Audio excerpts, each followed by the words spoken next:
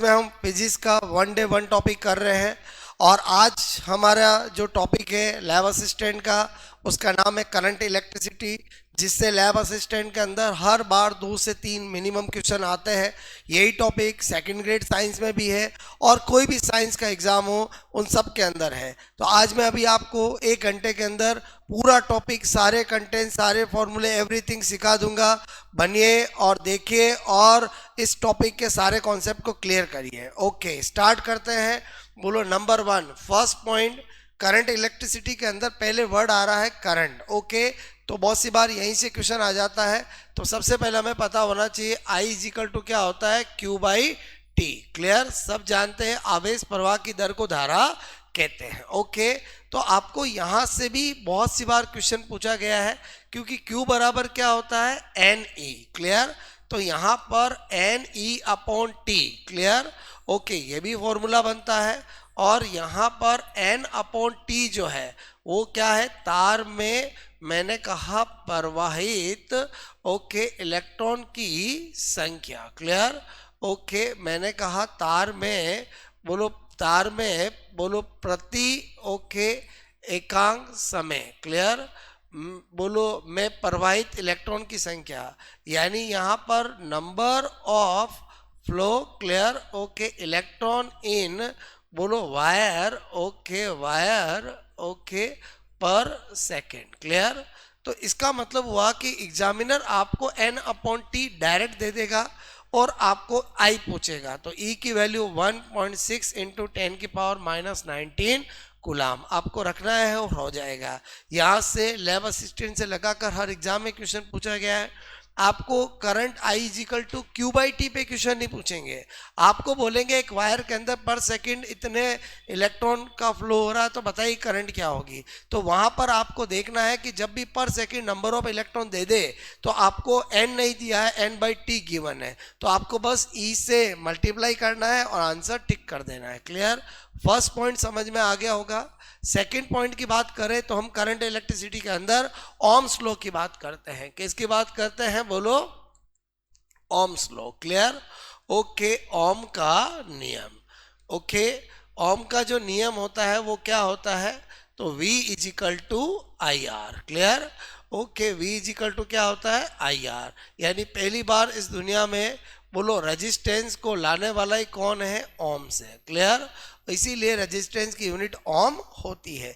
V is equal to I R ये कहता है कि किसी भी वायर में बोलो जो करंट फ्लो करते हैं, तो बोलो उसके जो एंड्स होते हैं उनमें पोटेंशियल डिफरेंस जो होता है वो फ्लो करंट के डायरेक्टली प्रोपोर्शनल होता है। और यहाँ पर जब V is directly proportional to I है, इसको हटाते हैं तो R कांस्टेंट लगाया जाता है।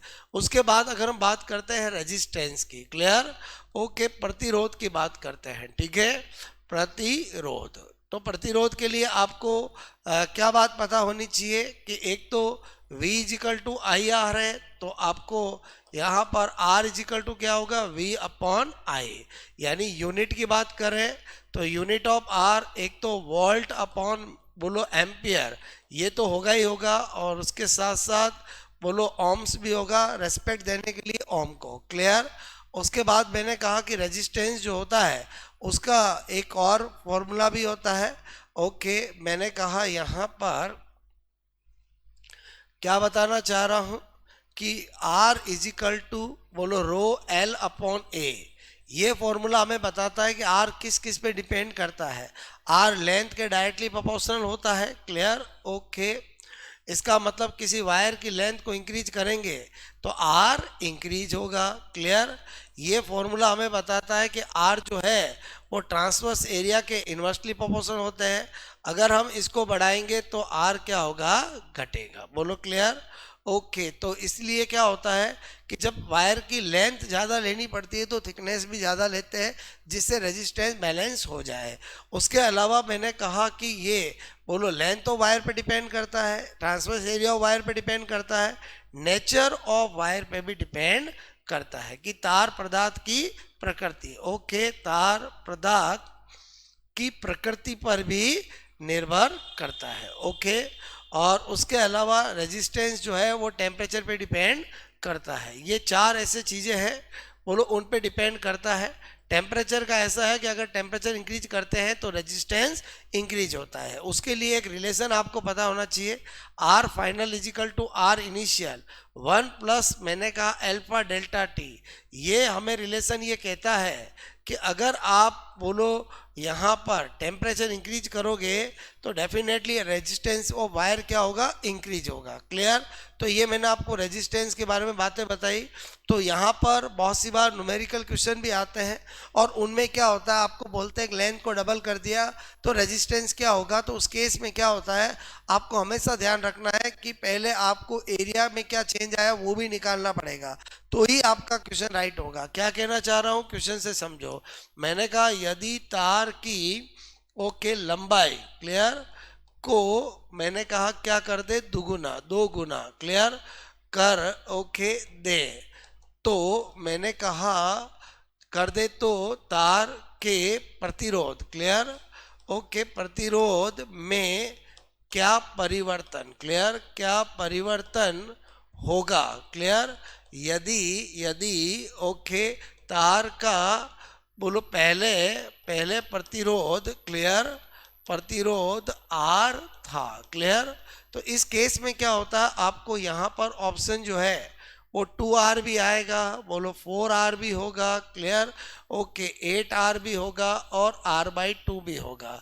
तो ऐसे क्वेश्चंस में क्या होता है कि आपको पता है कि R इजिकल टू है रो L अपॉन A क्लियर। तो आपको मैंने कहा गिवन क्या है कि बोलो L डैश क्या कर दिया है, 2L कर दिया है, डबल किया है क्लियर।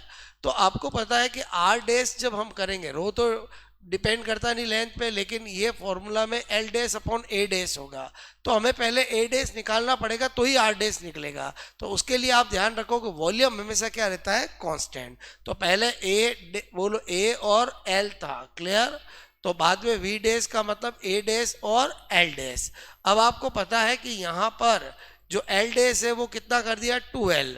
तो डेफिनेटली आपको पता चल गया कि A डैश क्या आ गया, A/2 आ गया। बस A डैश आ चुका है, L डैश हमें पहले से गिवन है, अब हमें R डैश निकालने से कोई रोक नहीं सकता।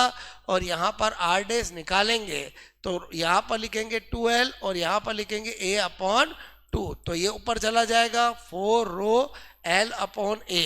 R डैश अपॉन R करेंगे तो ये 4 रो मैंने कहा 4 रो L अपॉन A और रो L अपॉन A। तो हमने देखा ये सारा कट हो जाएगा और अल्टीमेटली 4 आ जाएगा। और आपको क्या पता चला यहाँ पर कि R डैश 4R हो जाएगा। इस न्यूमेरिकल से एक सीख मिली कि कभी भी आपको डायरेक्ट आंसर नहीं देना है। थ्योरेटिकल क्वेश्चन अलग होता है कि लेंथ को इंक्रीज किया तो R इंक्रीज होना, लेकिन लेंथ में अगर बोल दे कि इतना इंक्रीज किया, ट्रांसवर्स एरिया में इतना इंक्रीज किया, डिक्रीज किया, तो आपको हमेशा आंसर निकाल के टिक करना है। ओके, आई होप आपको एक क्वेश्चन से समझ में आ गया होगा। बाकी रेजिस्टेंस जो है वो 4 फैक्टर पे डिपेंड करता है, length of wire, transverse area of wire, nature of wire और टेम्परेचर। और टेम्परेचर में आपको पता होना चाहिए कि अगर बोलो आपका कोई भी मेटल का वायर है, टेम्परेचर इंक्रीज करेंगे तो रेजिस्टेंस इंक्रीज होगा। वो हमें प्रैक्टिकली इस इक्वेशन से पता चल रहा है। R final R initial 1 plus alpha delta T. अल्फा जो है वो रेजिस्टेंस बोलो आपका टेम्परेचर कांस्टेंट है और delta T change in temperature है। आई होप आपको रेजिस्टेंस के बारे में सारी बात समझ में आ गई होगी। उसके बाद अगर बात करते हैं रजिस्टिविटी के बारे में, क्लियर? ओके, रजिस्टिविटी बोलो, रजिस्टिविटी बोलो को हम बोलते हैं प्रतिरोधकता, क्लियर? ओके, और इसी को कहा जाता है बोलो स्पेसिफिक रेजिस्टेंस। क्या कहा जाता है बोलो? स्पेसिफिक मैंने कहा रेजिस्टेंस। ओके, यानी विशिष्ट प्रतिरोध, क्लियर? विशिष्ट प्रतिरोध। ओके, और इसको हम रो से रिप्रेजेंट करते हैं। अब ध्यान देना बोलो, क्लियर? कि आपको मैंने कहा इसके लिए क्या क्या पता होना चाहिए। सबसे पहले फॉर्मूला, क्लियर? तो फॉर्मूला की बात करें तो R equal to rho L upon A, इसलिए रो इजिकल टू क्या हो जाएगा, RA अपॉन L। ओके, ये फॉर्मूला हो गया। उसके बाद अगर मैं इसकी यूनिट की बात करूं, यूनिट, ओके, तो आपको पता चल गया कि ये क्या होगा, ओम ओके इनटू सेंटीमीटर। अगर ये सेंटीमीटर स्क्वायर ही सेंटीमीटर लेंगे तो सेंटीमीटर आ जाएगा, और अगर आप इसको मीटर स्क्वायर उसको मीटर लोगे तो ओम इनटू मीटर भी हो जाएगा। उसके बाद अगर हम यहाँ पर देखें कि यहाँ पर factors affecting of rho, clear, factors okay affecting clear of rho, प्रतिरोधकता को प्रभावित करने वाले कारक, प्रतिरोधकता ओके को प्रभावित करने वाले कारक की बात करें, क्लियर, तो यहाँ पर नंबर 1 सबसे पहले आपको पता होना चाहिए कि जो रजिस्टिविटी है, क्लियर, वो लेंथ ऑफ वायर और ट्रांसवर्स एरिया वायर पे डिपेंड नहीं करती है, वो केवल दो पे ही डिपेंड करती है। एक नेचर ऑफ वायर, क्लियर, अलग अलग मेटल का होगा तो अलग अलग होगा, तार की बोलो प्रकृति पर, क्लियर, और दूसरा मैंने कहा किस पे डिपेंड करता है, बोलो टेम्परेचर पे, क्लियर, ओके। और बिल्कुल सेम रिजल्ट है कि अगर हम ताप टेम्परेचर इंक्रीज करते हैं तो बोलो रजिस्टिविटी भी क्या होगी, इंक्रीज होगी। कैसे पता चला, same equation, final resistivity is equal to initial resistivity 1 plus alpha delta T, okay. ये बोलो वो आपका इक्वेशन है जिससे हमें पता चलता है कि रेजिस्टेंस हो या रजिस्टिविटी हो, दोनों ही टेम्परेचर इंक्रीज करने पर क्या होते हैं, बोलो इंक्रीज होते हैं, क्लियर।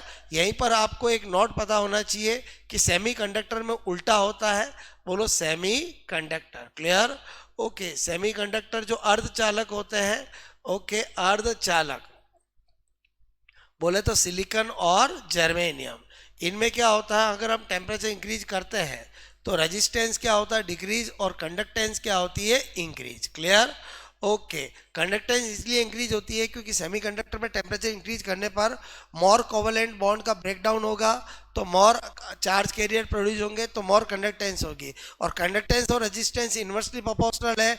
अगर कंडक्टेंस इंक्रीज होगी तो रेजिस्टेंस को डिक्रीज होना ही पड़ेगा, ओके।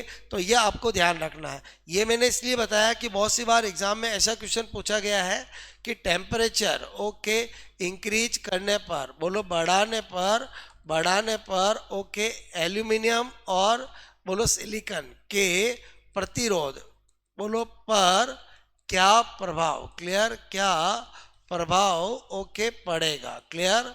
तो ऑप्शन आते हैं बोलो इस तरह से, increase and decrease, clear, okay. दूसरा आता है डिक्रीज एंड इंक्रीज, बोलो एक आता है इंक्रीज एंड इंक्रीज, और एक आता है डिक्रीज एंड डिक्रीज। आपको ना तो वो बोलेगा कि कौन कंडक्टर कौन सेमीकंडक्टर, हमें पता होना चाहिए कि यहाँ पर एल्यूमिनियम क्या है, मेटल है, क्लियर। तो मेटल मतलब इसके अंदर तो अगर आप टेम्परेचर इंक्रीज करोगे तो रेजिस्टेंस क्या होगा, इंक्रीज, इसका मतलब ये और ये तो हो ही नहीं सकता। उसके बाद आपको ये दिया, ये कौन है, सेमी कंडक्टर, क्लियर। और सेमीकंडक्टर के अंदर क्या होता है कि अगर आप टेम्परेचर इंक्रीज करोगे तो रेजिस्टेंस क्या होता है, डिक्रीज। इसका मतलब यहाँ पर आंसर क्या होगा, इंक्रीज और decrease, okay, A is correct answer. I hope आपको टेम्परेचर का रोल रेजिस्टेंस और रेजिस्टिविटी दोनों के लिए समझ में आया होगा।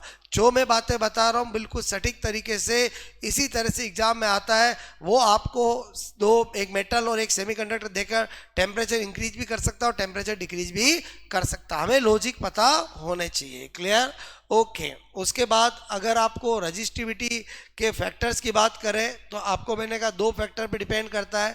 इसका मतलब अगर वही क्वेश्चन की लेंथ को अगर हम डबल कर दे तो रजिस्टिविटी ऑफ वायर क्या होगा, तो नो चेंज वही रहेगा, बोलो क्लियर। तो आई होप आपको रजिस्टिविटी और रेजिस्टेंस दोनों में डिफरेंस समझ में आया होगा। नंबर 5 हमने रजिस्टिविटी को देखा। उसके बाद नंबर 6 हम बात करते हैं, बोलो clear, okay, combination of resistance, clear, combination of resistance, clear. Combination of resistance की बात करते हैं प्रतिरोधों के संयोजन की, क्लियर। तो एक आपका सीरीज कॉम्बिनेशन होता है और एक पैरेलल कॉम्बिनेशन होता है। एक क्या होता है, बोलो सीरीज, और एक क्या होता है, पैरेलल, ओके। एक मैंने कहा सीरीज और एक क्या होता है, पैरेलल, ओके। सीरीज कॉम्बिनेशन में क्या होता है कि टू या टू मोर देन दो से ज़्यादा रेजिस्टेंस का ऐसा कॉम्बिनेशन जिनके अंदर करंट का फ्लो क्या होता है, एक ही डायरेक्शन में सेम होता है। ओके करंट सिमिलर जाती है, तो और आपका वोल्टेज क्या होता है अलग अलग, उसको क्या कहते हैं हम, बोलो सीरीज कॉम्बिनेशन कहते हैं। तो यहाँ पर V इजिकल टू क्या होगा, V1 प्लस V2, ओके, और V is equal to I R, Ohm's law है ही है, बोलो यहाँ पर I ओके और R नेट करेंगे, तो यहाँ पर बोलो I ओके क्या करेंगे, I और R1, यहाँ पर I और R2, I को कॉमन ले लेंगे कट हो जाएगा, तो अल्टीमेटली इस सीरीज के अंदर क्या आ जाता है, R resistance equal to R1 plus R2। इस तरह से हम सीरीज के हर क्वेश्चन को सॉल्व कर सकते हैं। पैरेलल का मतलब होता है दो या दो से ज़्यादा रेजिस्टेंस का ऐसा कॉम्बिनेशन जिसके अंदर क्या होता है, बोलो आपका वोल्टेज की वैल्यू क्या होती है, सेम होती है। क्लियर, ओके, बोलो यहाँ पर ये V है तो ये भी V, ये भी V, ये R1 ये R2, बट अगर ये I जाएगा तो इसके अंदर I1 और इसके अंदर I2। क्लियर, तो इसमें भी अगर सेम तरीके से हम सोचे तो आपको मैंने कहा यहाँ पर I इजिकल टू क्या होगा, I1 प्लस I2, और V is equal to I R, Ohm's law होता है तो I की जगह क्या लिखेंगे, V अपॉन R, तो यहाँ पर लिखेंगे V अपॉन R नेट, और यहाँ पर लिखेंगे V अपॉन R1, यहाँ पर लिखेंगे V अपॉन R2, V को कॉमन ले लिया तो हमें पैरेलल के अंदर जो रिजल्ट होता है वो आ जाएगा, और वो क्या है, 1 upon R net equal to 1 upon R1 plus 1 upon R2। कितने सारे क्वेश्चन यहाँ से कर सकते हैं, कुछ क्वेश्चन प्योर सीरीज के आते हैं, कुछ क्वेश्चन प्योर पैरेलल के आते हैं, ज़्यादातर मिक्सचर के आते हैं, तो आपको कोई दिक्कत नहीं आनी चाहिए, आप इन फॉर्मूलों का यूज करके कर सकते हो। ओके, उसके बाद अगर हम बात करें यहाँ पर व्हीटस्टोन ब्रिज की, क्लियर, व्हीटस्टोन ब्रिज की बात करें, क्लियर, ओके, मैंने कहा व्हीटस्टोन सेतु की बात करते हैं, ठीक है।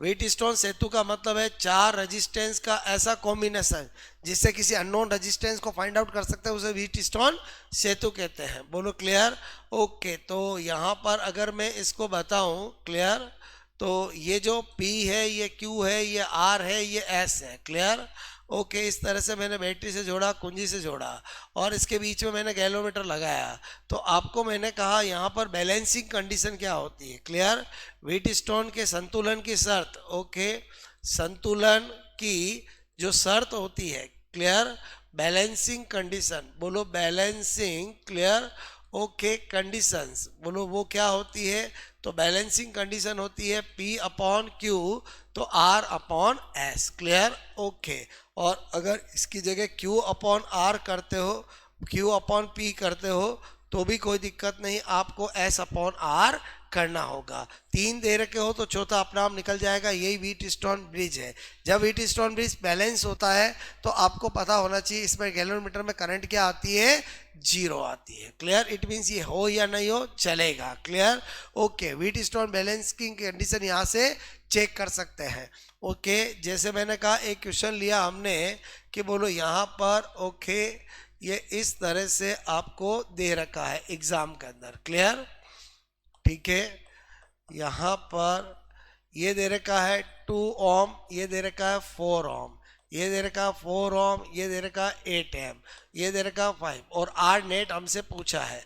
तो ऐसे क्वेश्चन में हमें देखना होगा कि व्हीटस्टोन ब्रिज है ही नहीं है, तो 4 में 2 से डिवाइड किया तो 2 आया, 8 में 4 से डिवाइड किया तो 2 आया, तो बैलेंसिंग है तो बीच वाले को हटा देंगे, और जैसे बीच वाले को हटाया तो ये दोनों किस में, सीरीज में, ये दोनों किस में, सीरीज में, और आपस में किस में, पैरेलल में। तो इसका मतलब हुआ कि पहला अगर हम R नेट करेंगे तो यहाँ पर ये हो गया 6 और ये हो गया 12। ओके, तो एलसीएम ले लेंगे, यहाँ पर 2 + 1, ये आ गया 1 अपॉन R नेट, यहाँ पर 3 डिवाइड बाई 12, काटा तो बोलो 1/4, और R नेट कितना आ गया, बोलो 4 ओम। आई होप आपको व्हीटस्टोन सेतु को यूज करना आया होगा। इसी तरह से अगर मैं बात करूँ, एक बार लेवल असिस्टेंट में क्वेश्चन इस तरह का भी पूछा गया है कि अगर ये बोलो आपको बोला कि ये व्हीटस्टोन ब्रिज है। क्लियर, ओके, ये गैलोमीटर है, ये आपको बोला सपोज 10 ओम, ओके, ये बोला 40 ओम। क्लियर, कितना है, 40 ओम, और ये बोला 20 ओम, और आपको पूछा यहाँ S क्या होगा। अगर यदि व्हीटस्टोन सेतु जो है, ओके, सेतु संतुलित अवस्था में है। क्लियर, ओके, संतुलित मैंने कहा है। ओके, इफ मैंने कहा व्हीटस्टोन ब्रिज जो है in balance. Clear, okay, balancing condition. Clear, in बोलो बैलेंसिंग कंडीशन, कोई दिक्कत नहीं। ऐसे केस के अंदर आपको ऑप्शन मिलेंगे, एक 40 ओम क्लियर, एक 60 ओम, एक 80 ओम क्लियर और एक 120 ओम। इसको करने के दो तरीके हैं। एक तो ट्रेडिशनल मेथड, आप फॉर्मूले से तो कर ही सकते हो कि आपको P अपॉन Q और R अपॉन S, जो तीन चीज़ें दे रखी है वो रख देते हैं, क्योंकि हमारी नज़र में ये P है, ये Q है, ये R है और ये S है। तो यहाँ पर ये 10 डिवाइड बाई 40 क्लियर और 20 डिवाइड बाय S क्लियर। तो अपन ने देखा कि S बराबर क्या आ गया 80 ओम। ये तो हो गया ये तरीका। अदरवाइज ऑप्शन भी चेक कर सकते हो। 40 में 10 को डिवाइड किया तो 4 टाइम्स गया, तो इनमें से किस में 20 को डिवाइड करूं तो 4 टाइम्स जाएगा, वो है 80 ओम। आई होप मैंने दोनों तरीके बता दिए। ये भी LA के अंदर इस वेराइटी का पूछा गया है, और ये तो खैर आपको ट्रेडिशनल समझ में आ ही गया होगा क्लियर। ओके, तो इस तरह से हमने बोलो आपका रेजिस्टेंस का सीरीज और पैरेलल कॉम्बिनेशन को जाना, और उसके साथ साथ व्हीट स्टोन ब्रिज को भी जाना। तो आपको ये नंबर 7 व्हीट स्टोन सेतु समझ में आ गया होगा। उसके बाद अगर हम यहाँ पर नंबर 11, ठीक है, उसके बाद हमें क्या पता होना चाहिए यहाँ पर, एक तो मैंने कहा electric power clear. Okay, electric power, विद्युत शक्ति क्या होती है। ओके, विद्युत शक्ति। तो इलेक्ट्रिक पावर जो होती है, पावर का मतलब ही P होता है, और बोलो rate of change of work यानी कार्य करने की दर जो होती है उसे इलेक्ट्रिक पावर कहते हैं क्लियर। ओके, तो यहाँ पर आपको पता है W बराबर क्या होता है QV। तो P इजिकल टू ये W की जगह जब हम यहाँ पर ये QV और अपॉन T लिखेंगे तो आपको यहाँ पर VI आंसर आ जाएगा, क्योंकि Q अपॉन T क्या होता है I। तो आपका ये भी एक फॉर्मूला हो गया, ये भी एक फॉर्मूला हो गया, और V is equal to IR Ohm's law को यूज करके बोलो आपका इलेक्ट्रिक पावर जो है वो I स्क्वायर R भी हो गया क्लियर। ओके, और यूज करके अगर हम करें तो electric power V square upon R भी होता है। ये कौन सा फॉर्मूला यूज करना है डिपेंड करता है गिवन इन्फॉर्मेशन क्या है। ओके, अगर रेजिस्टेंस करंट हो तो वैसे यूज करेंगे, वोल्टेज और आपका रेजिस्टेंस हो तो वैसे यूज करेंगे। ओके, और करंट वोल्टेज हो तो ऐसे यूज करेंगे। तो इलेक्ट्रिक पावर समझ में आया। देन मैंने कहा इलेक्ट्रिक एनर्जी क्लियर। अगर मैं इलेक्ट्रिक एनर्जी की बात करूं, विद्युत ऊर्जा क्लियर।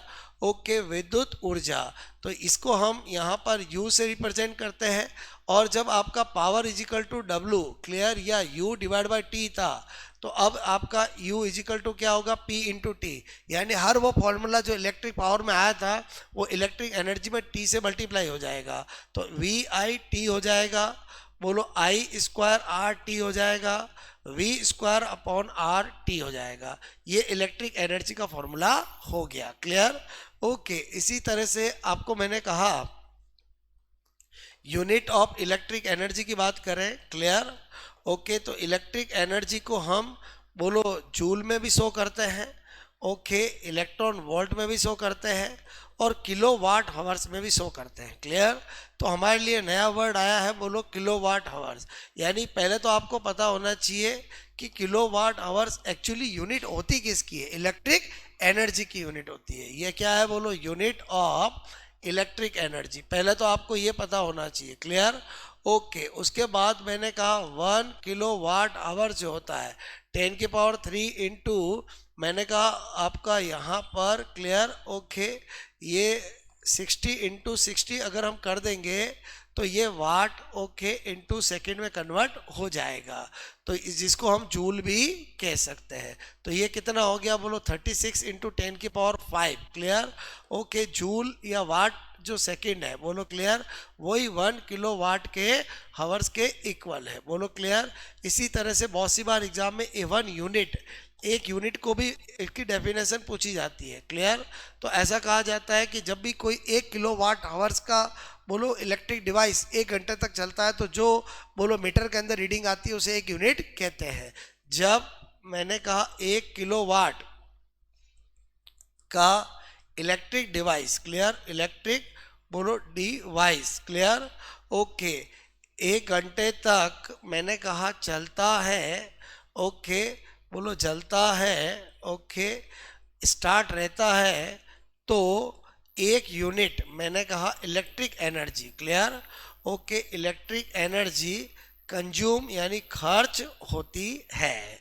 इसका मतलब मुझे ये पता चला कि 1 यूनिट जो है वो equal to 1 kilowatt hours equal to, मैंने कहा आपको 36 इंटू 10⁵ बोलो वाट इंटू सेकेंड, ओके, या जूल, इसके इक्वल होता है। आई होप आपको बोलो 1 यूनिट किलोवाट हावर्स सब कुछ समझ में आया होगा, क्लियर। तो इस तरह से हमने इलेक्ट्रिक एनर्जी को देखा, ओके, किलोवाट हावर्स, और इसको देखा। उसके बाद आ जाते हैं हम नंबर 15 में, क्लियर, ओके। अब आपको पता है कि जो हमारा लैब असिस्टेंट का सिलेबस है उसके करंट इलेक्ट्रिसिटी के अंदर आपको एक दो चीज़ें प्रैक्टिकल है, एक मीटर ब्रिज और एक पोटेंशियोमीटर, क्लियर। तो आपको उससे पहले मैं यहाँ पर क्या बताना चाह रहा हूँ, combination, clear, okay, of cell, clear, okay, combination of cell. तो दो तरह का कॉम्बिनेशन होता है, एक सीरीज और एक पैरेलल, बोलो क्लियर। एक होता है सीरीज कॉम्बिनेशन और एक होता है पैरेलल, ठीक है। तो सीरीज का मतलब होता है कि दो या दो से ज़्यादा सेल इस तरह से, अगर मैंने कहा ओके, ये जुड़ते हैं, जिसको हम क्या कहते हैं, बोलो सीरीज कॉम्बिनेशन कहते हैं, क्लियर, ओके। ये E1 हो गया, ये R1, ये E2 और ये R2, क्लियर। तो इसका जो E नेट होगा वो क्या होगा, E1 प्लस E2 होगा। और रेजिस्टेंस का तो हम पहले से ही जानते हैं, R नेट होगा वो R1 प्लस R2 होगा। ये किस में है, बोलो सीरीज में। अगर मैं सेलों का पैरेलल कॉम्बिनेशन करूँ, सीरीज का मतलब है कि बोलो आपको पता होना चाहिए एक सेल के नेगेटिव टर्मिनल से दूसरे सेल का पॉजिटिव टर्मिनल, ओके, जुड़ता हो। और पैरेलल में क्या होता है, बोलो क्लियर, इस तरह से, क्लियर, ओके। ये मैंने जो आपको यहाँ पर ड्रॉ किया है ये किसको बताता है, बोलो पैरेलल को। E1R, E2R, clear, 2। तो R1 R2 इंटरनल रेजिस्टेंस है। तो अगर मुझे इसका क्लियर क्या करना है, बोलो इसका, ओके, सपोज दैट आपको हमें इसका ई नेट निकालना है, क्लियर। तो इसका ई नेट कैसे निकलेगा, तो E1 upon R1 plus E2 divide by R2 और 1 अपॉन R1 और 1 अपॉन R2। अगर आप इस तरह का फॉर्मूला ध्यान रखते हैं तो आप कैसा भी क्वेश्चन एग्जाम में आ जाए वो कर सकते हैं। मेरे कहने का मतलब है कि अगर आपको सेलों का पैरेलल कॉम्बिनेशन दे रखा हो तो आपको इस फॉर्मूले का यूज करके ही आंसर निकालना है। बोलो जैसे मैंने एक क्वेश्चन दिया, अगर ये क्वेश्चन आपको एग्जाम में दिया, क्लियर, कि ये आपका इस तरह से, ये बोलो आपके 3 सेल है, क्लियर, ओके, ये E है, ये E है, ये E है, और आपको पूछा कि भाई इसका E नेट क्या होगा, क्लियर। तो 100% एक ऑप्शन आपका E/3 भी होगा, एक 3E भी होगा, एक E भी होगा, और एक मैंने कहा बोलो 2E भी होगा। तो ऐसे क्वेश्चन करने के लिए आपको कभी भी ऐसा नहीं करना है कि E/3 हो गया, वो रेजिस्टेंस में होता है। इसके लिए मैंने आपको कहा क्या करना है, E/R, क्लियर। जब सिमिलर सेल है तो सबके इंटरनल रेजिस्टेंस भी क्या होंगे, सेम, ओके, E/R और E/R, क्लियर। और नीचे 1/R plus 1/R plus 1/R। हमने क्या देखा कि अगर हम इनको जोड़ेंगे तो ये बोलो क्या हो जाएंगे, 3, ओके, E/R, और यहाँ भी करेंगे तो 3/R। R से R कट हो गया, 3 से 3 कट हो गया। इसका मतलब हुआ कि बोलो जब भी बोलो सिमिलर सेल अगर पैरेलल में जुड़े हो तो इनका नेट बोलो एक के इक्वल ही आता है, ओके। तो आई होप मैं जो सिखाना चाह रहा हूँ कि सेलों के सीरीज और पैरेलल कॉम्बिनेशन में भी कोई दिक्कत नहीं आनी चाहिए। कभी कभी एग्जामिनर क्या करता है, एक सेल को उल्टा कर देता है, तो आपको कुछ नहीं करना है, वहाँ E की जगह -E लिखना है, तो अपने आप ही वो सही हो जाएगा। वही सीरीज में और वही पैरेलल में लॉजिक लगता है, ओके। तो आपको कॉम्बिनेशन ऑफ सेल, सेलों का संयोजन भी समझ में आ गया होगा, क्लियर। सेलों का संयोजन भी आपको समझ में आ गया हो गया। सेल और बैटरी में इस बात का फर्क है कि सेल एक सिंगल होता है और बैटरी का मतलब 2 या 2 से ज्यादा सेलों का कॉम्बिनेशन होता है, क्लियर। उसके बाद नंबर 16 आपको मैं क्या बताना चाह रहा हूं कि हमें metre base, clear, okay, 2 practical चीजें हैं, एक metre base, okay, okay, metre सेतु, और एक आपका पोटेंशियोमीटर। तो इसके बारे में क्या क्या बातें पता होनी चाहिए। सबसे पहले 2 जो क्वेश्चन है वो इसके नाम में छिपे हुए हैं। मीटर का मतलब यहाँ पर अगर पूछे length of wire, clear, okay, तार की लंबाई इसमें 1 मीटर या 100 सेंटीमीटर लेते हैं, क्लियर, ये क्या है, तार की लंबाई, ओके। और उसके बाद मैंने कहा कि बोलो प्रिंसिपल, ओके, ये किस सिद्धांत पर आधारित है, principle of metre bridge, clear, okay, metre bridge, clear. तो मैंने कहा आपको मीटर सेतु का सिद्धांत बोलो based on, okay, Wheatstone bridge, clear, Wheatstone bridge, यानी मुझे पता चला कि ये बोलो व्हीट स्टोन सेतु के प्रिंसिपल पे आधारित है। तो यहाँ पर जो नाम रखा गया एक लेंथ ऑफ वायर की वजह से और एक किस प्रिंसिपल पे आधारित है, क्लियर। यहाँ पर मीटर सेतु का सिद्धांत की बात करें तो इसका कौन सा सिद्धांत होता है, बोलो व्हीट स्टोन, मैंने कहा सेतु सिद्धांत, क्लियर, ओके। जैसे ही मैंने इस सिद्धांत की बात करी तो ये तो श्योर हो गया कि मीटर ब्रिज का यूज अननोन रेजिस्टेंस को फाइंड आउट करने के लिए किया जाता है, क्योंकि व्हीट स्टोन से काम ही क्या होता है, अननोन रेजिस्टेंस पता लगाया जाता है। अब यहाँ पर एक छोटी सी सिंपल सी एक ट्विस्ट बात आपको पता होनी चाहिए कि कभी भी मीटर ब्रिज है, पोटेंशियोमीटर है, इनमें नॉर्मल वायर यूज नहीं किया जाता है। इनमें जो आपका मैंने कहा, ओके, जो वायर यूज किया जाता है वो किया जाता है बोलो मैंगनीन, क्लियर, ओके, या मैंने कहा आपको कॉन्स्टेंटन, क्लियर, ओके, इन एलोय का किया जाता है। किन एलोय का किया जाता है, तो मैंने कहा एक तो मैंगनीन, क्लियर, या मैंने कहा कॉन्स्टेंटन, क्लियर, ओके, कॉन्स्टेंटन, ये एलोय होती है, इनका किया जाता है। इस मैंगनीन के अंदर कॉपर होता है, बोलो क्लियर, ओके, मैंगनीज होता है और निकल होता है। सबसे ज़्यादा यही होता है 84%, ये 12% और ये 4%, ओके। जो कॉन्स्टेंटन होता है उसमें दो चीज़ें होती है, एक कॉपर होता है और एक निकल होता है।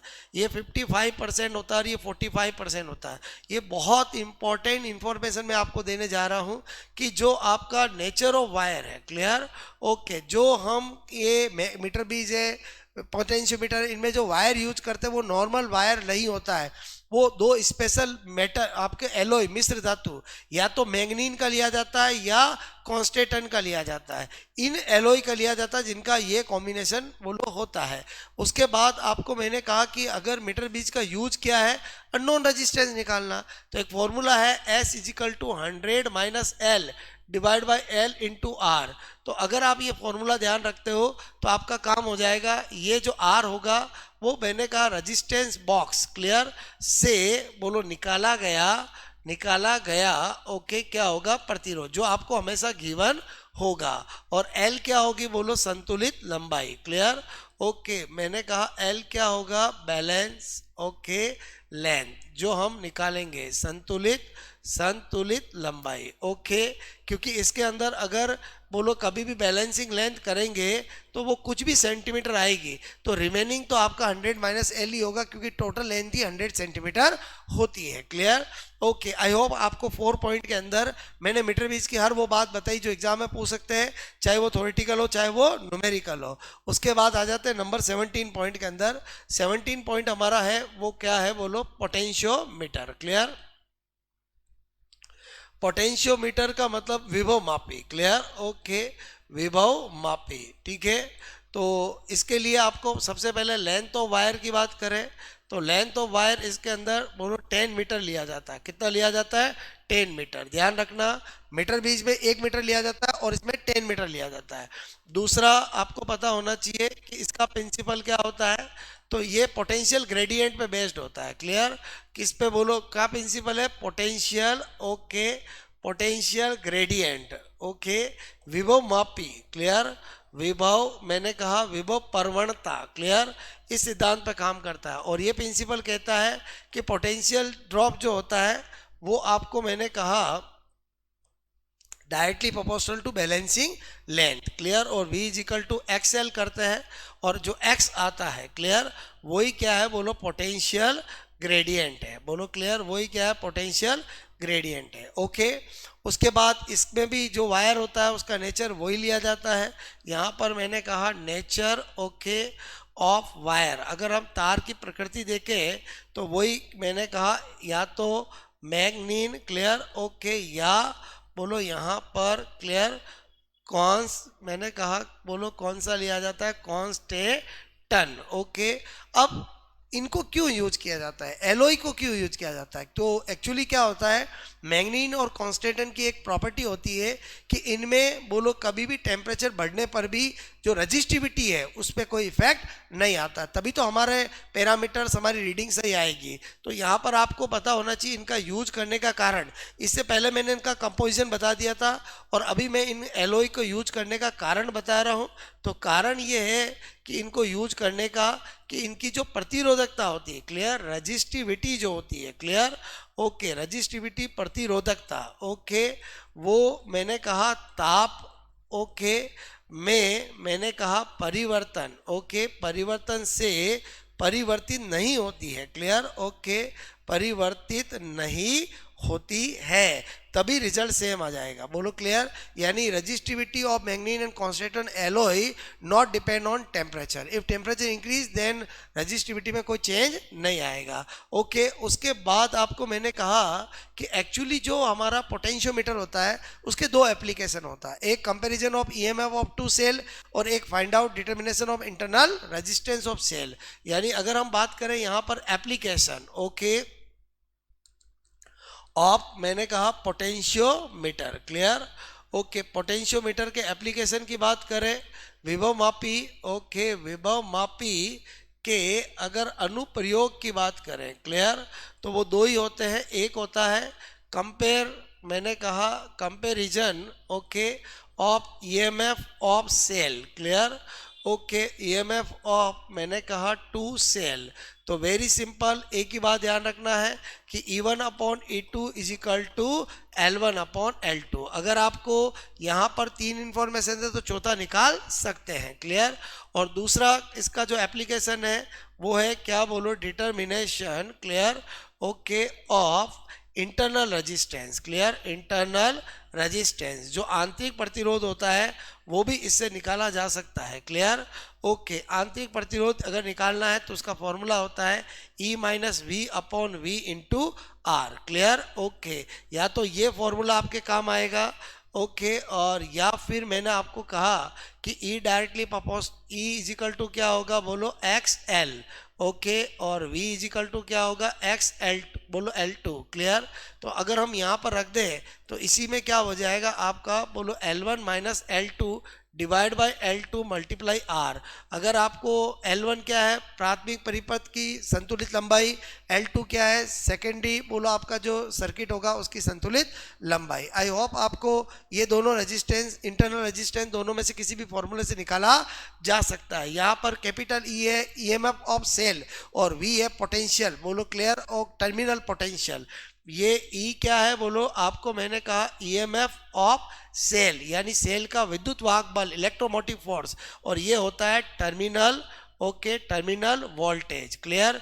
जब कोई सेल ओपन होता है, की ओपन होती है, तो हमेशा ईएमएफ और ई और ईएमएफ सेम होता है, टर्मिनल वोल्टेज ही ईएमएफ होता है, ईएमएफ भी टर्मिनल वोल्टेज होता है। लेकिन आपको पता होना चाहिए अगर आपने कुंजी पोलो को डाल रखा है और करंट फ्लो हो रही है तो V हमेशा क्या होता है, E माइनस आई आर, क्लियर, यानी जो V होता है वो E से ईएमएफ ऑफ सेल से आई आर कम होता है। ये कुछ कॉन्सेप्ट है जो आपको हमेशा पता होने चाहिए, कब एग्जाम में कौन से कॉन्सेप्ट की जरूरत पड़ जाए तो आपको मैंने यहाँ पर बताया। तो इस तरह से मैंने आपको पोटेंशियोमीटर के बारे में सारी बातें शॉर्ट एंड स्वीट वो बताई है जो एग्जाम से जाने से पहले आपको याद होनी चाहिए, ओके। उसके बाद यहाँ पर एग्जाम पॉइंट ऑफ से नंबर 18 पॉइंट एक और पता होना चाहिए कि एक आपको मैंने कहा ड्रिप वेलोसिटी, क्लियर, ओके। कभी कभी आपको अपवन वेग के बारे में पूछ लेते हैं, क्लियर, अपवहन वेग, ओके, ट्रिप वेलोसिटी जो VD से रिप्रेजेंट करते हैं। तो होता क्या है कि अगर ये कोई वायर है, क्लियर, ओके, जिसको हमने अगर एक्सटर्नल सर्किट से नहीं जोड़ रखा है तो इसमें इलेक्ट्रॉन क्या होते हैं, रेंडमली मोशन करते हैं, ओके, इधर उधर, क्लियर, क्योंकि अभी हमने इसको बैटरी से नहीं जोड़ा है। तो इनका जो एवरेज वेलोसिटी होती है वो क्या होती है, 0, ओके। अब अगर मैं इसी वायर को, ठीक है, बोलो हमारे सेल से जोड़ देता हूँ, क्लियर, एक्सटर्नल बैटरी से जोड़ देता हूँ, क्लियर, बोलो ये पॉजिटिव टर्मिनल और ये नेगेटिव टर्मिनल। तो हम क्या करते हैं, सारे के सारे इलेक्ट्रॉन बोलो किधर की ओर मूव ऑन होने लगते हैं, पॉजिटिव टर्मिनल की ओर। क्लियर? तो इनकी जो एवरेज वेलोसिटी होती इस समय, उसी को क्या कहते हैं? वीडी। अब वीडी का फॉर्मूला अक्सर एग्जाम में पूछा जाता है। क्लियर? वीडी हमेशा एवरेज वेलोसिटी होता है, तो उसका फॉर्मूला पूछा जाता है। तो सबसे पहले तो आपको पता होना चाहिए एफ बराबर क्या होता है? M A. ओके, एफ बराबर यहाँ पर मैंने कहा कि माइनस ई, बोलो एफ बराबर क्या होता है? Q E. क्लियर? तो ई की जगह माइनस ई, ये बोलो आपका अगर ये और ये दोनों तरफ फोर्स है तो M A is equal to minus E और ई कर सकते हैं। यहाँ कैपिटल ई का मतलब है इलेक्ट्रिक फील्ड और स्मॉल ई का मतलब है चार्ज ऑफ इलेक्ट्रॉन। तो यहाँ से मुझे एसिलरेशन मिल गया। क्लियर? ओके, अगर मुझे एसिलरेशन मिल गया है तो अब मैंने कहा मुझे निकालना है यहाँ पर ड्रिफ्ट वेलोसिटी। तो आपका न्यूटन की फर्स्ट इक्वेशन को यूज करेंगे, v is equal to U A T. अगर मैं इसको भी एवरेज कर दूंगा तो ये इनिशियल एवरेज हो जाएगा और ये अल्फा और आपका ए टी हो जाएगा। क्लियर? तो ये हमारा जो फाइनल वेलोसिटी एवरेज है वही ड्रिफ्ट वेलोसिटी है, और ये जीरो है, और ये माइनस ई अपॉन एम और टी है। तो इस तरह से हमें ड्रिफ्ट वेलोसिटी का फॉर्मूला मिल गया। मैं आपको डायरेक्ट ना लिख करके तरीके क्यों सिखा रहा हूँ? क्योंकि फिजिक्स ऐसा सब्जेक्ट है जिसमें अगर आपको प्रोसीजर्स आएंगे तो आप कॉन्फिडेंस में रहोगे और आप कभी भी आंसर निकाल सकते हो। आप अगर फॉर्मूले याद करोगे तो फिजिक्स में भूल जाओगे। तो हर चीज़ का प्रोसीजर आना चाहिए, बोलो कोई दिक्कत नहीं आएगी। उसके बाद आपको मैंने कहा नंबर 19, मूवेबिलिटी क्या होता है वो भी पता होना चाहिए। गतिशीलता। क्लियर? ओके, गतिशीलता। तो मूवेबिलिटी को हम म्यू से रिप्रेजेंट करते हैं, और ये क्या होता है? Intensity of electric field divide by drift velocity. ये आपका ये ई तो क्या है? बोलो intensity. Clear? Okay, of electric field. Clear? Electric field मैंने कहा विद्युत क्षेत्र की तीव्रता। क्लियर? ओके, विद्युत क्षेत्र की तीव्रता जो हम बोलो इलेक्ट्रोस्टैटिक में बहुत अच्छे से पढ़ते हैं। और वीडी अभी अभी हमने पढ़ा क्या? बोलो ड्रिफ्ट वेलोसिटी। क्लियर? ओके, अपवहन वेग। क्लियर? ओके, इन दोनों के रेशियो अपवहन वेग, इन दोनों के रेशियो को हम क्या बोलते हैं? बोलो मूवेबिलिटी बोलते हैं। और उसके बाद 20 पॉइंट लास्ट। ओके, आपको एमीटर और वोल्ट मीटर में डिफरेंस भी पता होना चाहिए। बहुत सी बार यहाँ से भी क्वेश्चन आ जाता है। एक तरफ लिखा मैंने एमीटर और एक तरफ लिखा मैंने volt meter. Clear? Okay, volt meter. सबसे पहला पॉइंट अगर हम देखें तो यहाँ पर ले लेते हैं पॉइंट्स। क्लियर? ओके, तो नंबर 1 जो एमीटर होता है वो किसको मापता है? मापन। क्लियर? इससे होता है किससे? बोलो करंट का। ओके, धारा का। और इससे किसका होता है? वोल्टेज का। क्लियर? यानी वोल्टता का। फर्स्ट पॉइंट क्लियर हुआ होगा। उसके बाद अगर हम बात करें यहाँ पर मेजरमेंट। क्लियर? ओके, ये मैं मेजरमेंट की बात कर रहा हूँ। ठीक है, उसके बाद दूसरा पॉइंट अगर हम देखें एमीटर और वोल्ट मीटर के अंदर, अगर बात करें यहाँ पर प्रतिरोध की। क्लियर? तो जो आपका एमीटर होता है उसका प्रतिरोध क्या होता है? बहुत कम, लो होता है, और इसका क्या होता है? हाई होता है। क्लियर? यानी इधर कम बता रहा हूँ और इधर क्या बता रहा हूँ? उच्च। क्लियर? और बहुत सी बार आपको पूछते हैं आदर्श बोलो एमीटर और वोल्ट मीटर का प्रतिरोध क्या होता है? क्लियर? तो अगर हम आइडियल एमीटर की बात करें तो आइडियल में तो फिर आपका क्या होगा? 0 होगा, और अगर आइडियल में हाई की बात करेंगे तो क्या होगा? इन्फिनाइट होगा। तो ध्यान रखना, अगर एमीटर का रेजिस्टेंस पूछे तो लो, वोल्ट मीटर का रेजिस्टेंस पूछे तो हाई, आइडियल एमीटर का रेजिस्टेंस पूछे तो 0, और आइडियल वोल्ट मीटर का पूछे तो क्या हो जाएगा? इन्फिनाइट। उसके बाद मैंने कहा परिपथ से जोड़ना। क्लियर? ओके, परिपथ से कनेक्शन। क्लियर? तो हमेशा ध्यान रखना है, बोलो आपको जोड़ना, जो एमीटर होता है उसको किस में जोड़ा जाता है? सीरीज में, यानी श्रेणी क्रम में। क्लियर? ओके, और जो वोल्ट मीटर होता है उसको किस में जोड़ा जाता है? पैरेलल में। ओके, समानांतर में। लेकिन आजकल क्या एग्जाम्पल दूसरी तरीके से पूछते हैं। Number 5 very important. Clear? Okay, वो है फॉर्मेशन, कि एमीटर कैसे बनाया जाता है और वोल्ट मीटर कैसे बनाया जाता है। ओके, तो प्रैक्टिकली क्या होता है कि जो एमीटर बनाना है मुझे, तो हम क्या करते हैं? ये गैल्वेनोमीटर लेते हैं, और इस गैल्वेनोमीटर के पैरेलल हम क्या करते हैं? एक लो रेजिस्टेंस को जोड़ते हैं, क्लियर। और जो फिर ये डिवाइस बनता है इसी को क्या कहा जाता है, एमीटर कहा जाता है, ओके। और इसी तरह से अगर मुझे वोल्ट मीटर बनाना है तो गैल्वेनोमीटर लेते हैं और उसके सीरीज के अंदर हाई रेजिस्टेंस जोड़ते हैं, और जोड़ने के बाद ये जो बनता है उसको क्या कहते हैं, वोल्ट मीटर कहते हैं। तो आपको अगर एग्जाम में पूछा जाता है कि एमीटर को सर्किट में किससे जोड़ा जाता है, तो सीरीज में। और अगर आपसे पूछा जाए कि एमीटर बनाने के लिए बोलो गैल्वेनोमीटर के अंदर रेजिस्टेंस को कहाँ जोड़ा जाता है, तो आपको ध्यान रखना है कि आपको यहाँ पर क्या होगा, पैरेलल, और यहाँ पर क्या होगा, सीरीज। आई होप आपको मैंने पूरा का पूरा करंट इलेक्ट्रिसिटी 20 पॉइंट के अंदर A to Z जो आपको करंट इलेक्ट्रिसिटी के अंदर पूछा जा सकता है मैंने ऑलमोस्ट 1 घंटे के अंदर बता दिया है। अगर कोई भी राजस्थान का स्टूडेंट अगर इन पॉइंट को ध्यान रखता है तो करंट इलेक्ट्रिसिटी का रैपिड रिवीजन हो जाएगा और उसका क्वेश्चन भी राइट हो जाएंगे। आई होप आपको जो मैंने यहाँ पर ये लगभग मैंने आपको 23 पॉइंट के अंदर पेज के अंदर आपको चीज़ें पढ़ाई है, क्लियर, ओके। आप अगर कोई भी student in short revision notes अगर चाहते हैं तो वो भी आपको पीडीएफ की फॉर्म में मिल जाएंगे। डॉक्टर मेहता क्लासेज पे कॉल करें, हमारे टेलीग्राम चैनल पे मिल जाएंगे। मैंने आपको सबसे पहले करंट के बारे में बताया, देन इसका भी क्वेश्चन लैब असिस्टेंट और हर एग्जाम में पूछा गया, क्लियर। बट वो आपको गिवन क्या देगा, N/T, और पूछेगा क्या, करंट, ओके। उसके बाद ओम्स लॉ बताया, रेजिस्टेंस बताया, रेजिस्टेंस का फॉर्मूला बताया, और रेजिस्टेंस किस किन फैक्टर पे अफेक्ट होता है, और एक न्यूमेरिकल करके बताया कि थ्योरेटिकल तो क्वेश्चन राइट कर लेते हैं स्टूडेंट, जब न्यूमेरिकल इस तरह का आता है तो उसमें प्रॉब्लम आ जाती है। यहाँ पर लेंथ को डबल किया तो डायरेक्ट अगर रेजिस्टेंस को डबल कर दोगे तो पहला ही ऑप्शन मिल जाएगा जो गलत होगा। मेरी बात समझ में आई, बोलो आपको, क्लियर। उसके बाद आपको मैंने कहा रजिस्टिविटी, रेजिस्टेंस और रजिस्टिविटी दो अलग फिजिकल क्वांटिटी है। रजिस्टिविटी का फॉर्मूला जो होता है वो RA/L होता है, उसकी यूनिट ये होती है, और वो ओनली दो ही फैक्टर पे अफेक्ट होता है, एक नेचर ऑफ वायर और एक टेम्परेचर। लेकिन टेम्परेचर का रिलेशन रेजिस्टेंस और रजिस्टिविटी दोनों में सेम है। टेम्परेचर इंक्रीज करेंगे तो रेजिस्टेंस भी क्या होगा, इंक्रीज, और रजिस्टिविटी भी क्या होगी, इंक्रीज। लेकिन यहीं पर आपको सेमीकंडक्टर से कंपेयर होना चाहिए क्योंकि इस तरह का क्वेश्चन एग्जाम में आ जाता है। उसके बाद मैंने कहा कॉम्बिनेशन ऑफ रेजिस्टेंस, सीरीज और पैरेलल, बहुत सारे क्वेश्चन यहाँ से बनते हैं, वो कर सकते हैं, क्लियर। व्हीट स्टोन ब्रिज का मैंने बैलेंसिंग कंडीशन बताई और आपको दो तरह के क्वेश्चन बताया कि इस तरह से अगर व्हीट स्टोन बैलेंस हो तो बीच वाले रेजिस्टेंस को हटा सकते हैं, और इस तरह से अगर आपको अननोन रेजिस्टेंस पूछे तो वो भी कर सकते हैं। उसके बाद यहाँ पर इलेक्ट्रिक पावर के फॉर्मूले बताए, उसके बाद मैंने इलेक्ट्रिक एनर्जी के फॉर्मूले बताए, उसकी यूनिट बताई, 1 किलोवाट हावर्स किसके इक्वल होता है, किसकी यूनिट होता है, और वो आपको बताया एक यूनिट की डेफिनेशन क्या होती है, वो किसके इक्वल होता है, वो बताया।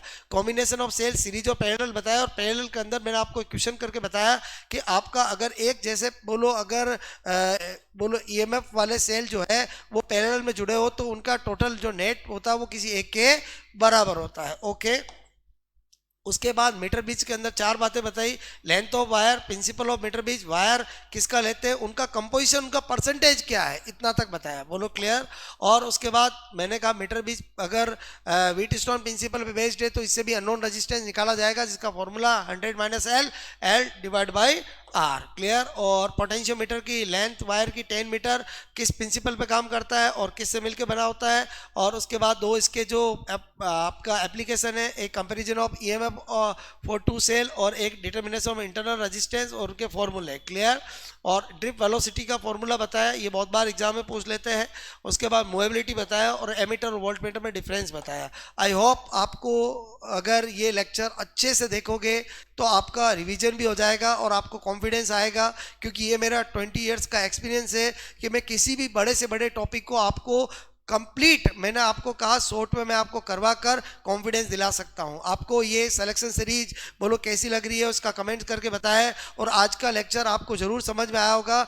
अच्छे से इनको पढ़ें, बोलो आप शॉर्ट नोट्स बनाएं और जिससे आपको एग्जाम टाइम में कॉन्फिडेंस में रहे। ओके दोस्तों।